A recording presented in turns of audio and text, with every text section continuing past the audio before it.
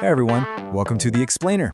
Let's just jump right in today because we are going on a really fascinating journey to master the ticketing system.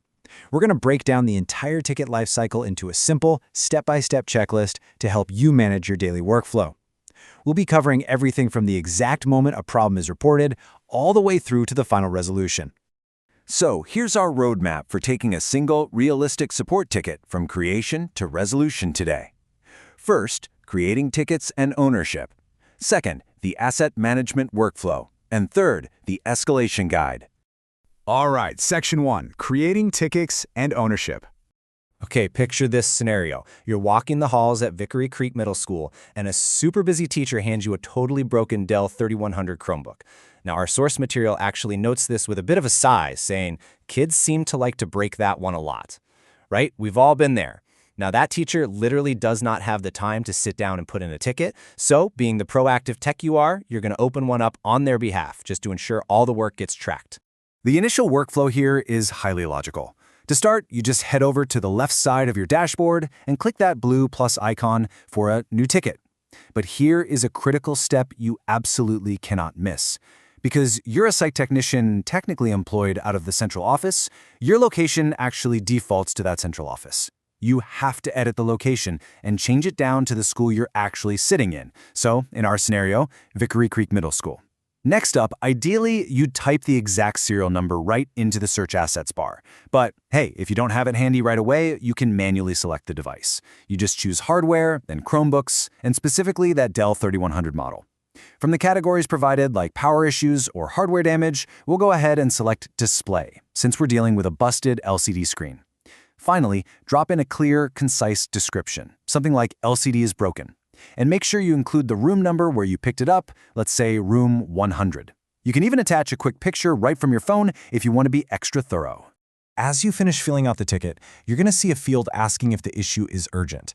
And honestly, this perfectly illustrates a universal truth of IT support. As the source dryly puts it, 9 times out of 10, people say yes, it's urgent. So just go ahead and check the box making it urgent. You can also specify if there are additional users or student information involved. Oh, and a really great practice here is to add the educational technology coach, the ETC, to the ticket, just to keep them in the loop on the building's overall tech status. Then, boom, you just hit submit. Okay, so here is the crucial point we have to address. You just submitted that ticket under your own name. We need to fix that so the ownership reflects reality. You're going to go into the ticket, find the area that says Submitted By, and hit the Change button.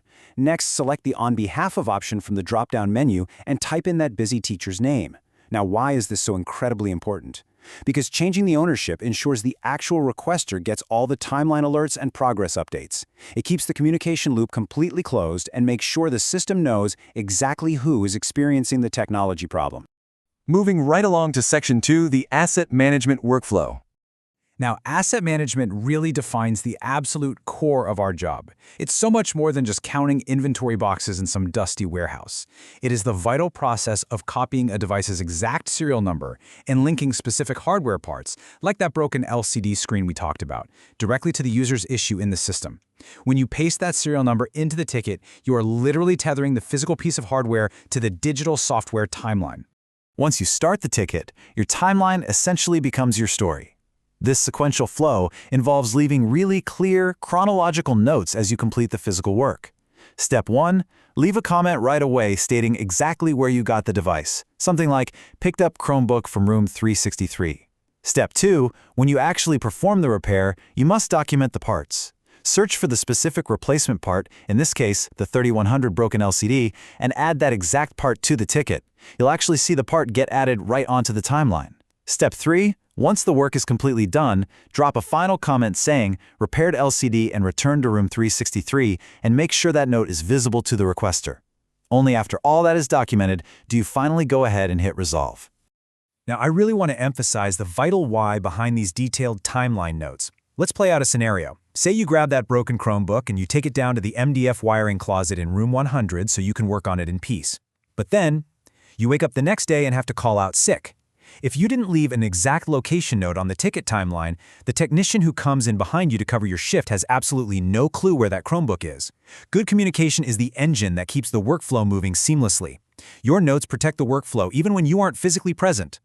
Of course, we are all human, right? Mistakes happen. You might attach the wrong part or accidentally paste the wrong serial number. If that happens, do not panic. Here's a quick and easy checklist for undoing those timeline additions. Simply hit the little gear icon next to your entry to delete incorrect parts or comments. To detach an incorrect asset, just hit the Unlink button. Finally, if you need to completely reset the clock, you can change the ticket status from In Progress back to Submitted. It's completely reversible, which allows you to maintain a perfectly accurate timeline. And that brings us to Section 3, the Escalation Guide. Let's test your own intuition for a moment here. When you've exhausted all your troubleshooting steps, you've asked all the right questions, and you are totally unsure of how to proceed or where a ticket belongs, who do you escalate to? Well, if you guessed the sysadmin team, you are spot on. The sysadmin team is your primary fail-safe department. When navigating the system feels confusing, don't get lost in the weeds. Just escalate to sysadmin. They can field and answer the vast majority of your questions and happily direct the ticket to the exact right place. However, as time goes on, you're going to start to notice patterns, and that'll allow you to utilize specialized escalation departments. For example, for printer hardware issues, you naturally go to the printer team. If an application inside of ClassLink is acting up, you escalate to Education Apps. Now here is a very specific one. If you're troubleshooting a desk phone on-site and realize you need access to the MITLE admin console, you escalate to TSV Communications. But remember, even when you bring them in, you are still taking ownership of that ticket. You're just asking for a little help with the next steps. Finally, if the school is buying something, escalate to purchasing so they can handle the invoicing and warehouse delivery. Now, a very important note on this whole process. Most of the time, you actually won't need to use the manual forward option to reach these teams. The system has rules running in the background, so if you categorize the ticket correctly when you opened it, it's going to automatically route to the right people. You really only manually forward to outside specialty departments like transportation, safety, or digital signage. But knowing these specific destinations for sure makes you a much more informed technician. Which brings us to the end of our explainer today. But I want to leave you with one final provocative question to chew on. If you were out sick tomorrow, is your ticket communication detailed enough to keep everyone in the loop without you? That is the ultimate test of the ticket lifecycle. From taking the initiative to correctly change ownership for a busy teacher, to meticulously linking hardware assets to the timeline, to knowing exactly how and when to escalate, it all comes down to communication. Clear, structured information is what gets the technology back into the hands of the students and teachers who need it. So take a moment to reflect on your own daily practices and see where you might be able to add just a little bit more detail to your timelines. Thanks so much for learning with me today. Keep those timelines accurate, and I'll catch you in the next explainer. Hopefully you've enjoyed this tutorial. If you head over to my YouTube page, make sure you subscribe if you find these videos helpful. Thanks again for watching.